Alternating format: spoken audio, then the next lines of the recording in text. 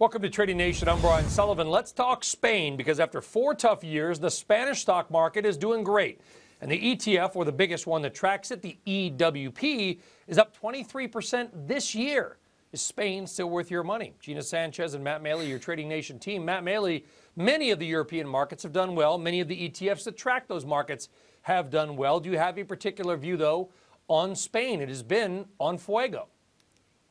Well, it's unlike most people, I'm getting a little bit nervous about the European trade in general, and in Spain as well, because it's just, you can't open the Wall Street Journal or turn on CNBC without somebody talking about how you need to be long Europe, and it's getting a little crowded. We're also see that the same thing in the euro with the positioning in the euro. That's getting very, very extreme.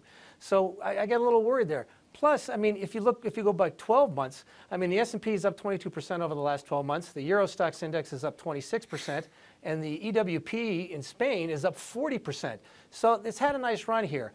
I don't want to overstate this. Things look very good on the fundamental side, but when so many people are talking one side of the boat here, it gets me a little bit nervous. So, and if things roll over, we might want to look at the northern European countries rather than Spain. So I want to be clear, because we have a lot of guests that come on our show on CNBC that say that America looks expensive, go to Europe. You think there's too many people now that are talking about Europe? It's just literally every single day I read or hear another person talking about how Europe is the place to be. Whenever that happens, I get just a little bit nervous. Now, and it's funny because Europe is actually, everybody talks about cheaper it is, and it is on a forward-looking basis, and that's really what we want to look at. But on a trailing earnings basis, it's actually more expensive. So it just gets me a little bit nervous. I don't want to be overly bearish here, but I just when too many people get on one side of the boat, I get a little nervous. Okay, everybody hated Europe a couple years ago. Gina, now Matt thinks maybe too many people like it. Do you have a point of view on Spain, though, the EWP? It's a very bank-heavy ETF. Absolutely, and you really hit the nail on the head. Look, the long Europe, underweight U.S. trade has really been the gift that keeps on giving. But when you look at the fundamentals, there's reasons for this. We have seen country after country dodging the populist bullet, from the Dutch to the French, now the Italians, and we'll go straight through into the Germans at the beginning of fall.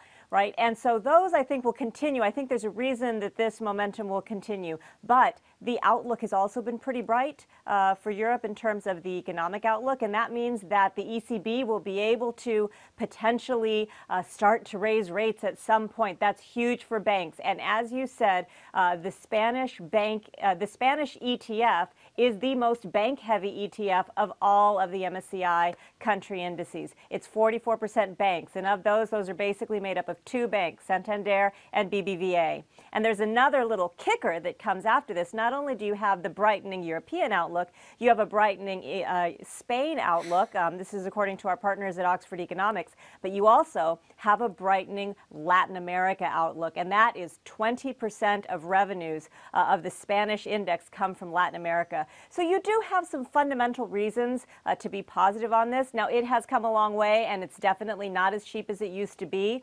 But I do think that there's still a little more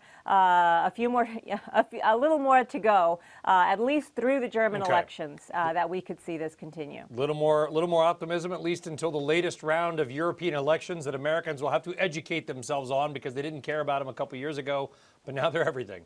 Gina and Matt, thank you both very much. EWP has been certainly red hot. Folks, thank you for tuning into Trading Nation. I'm Brian Sullivan. We'll see you next time.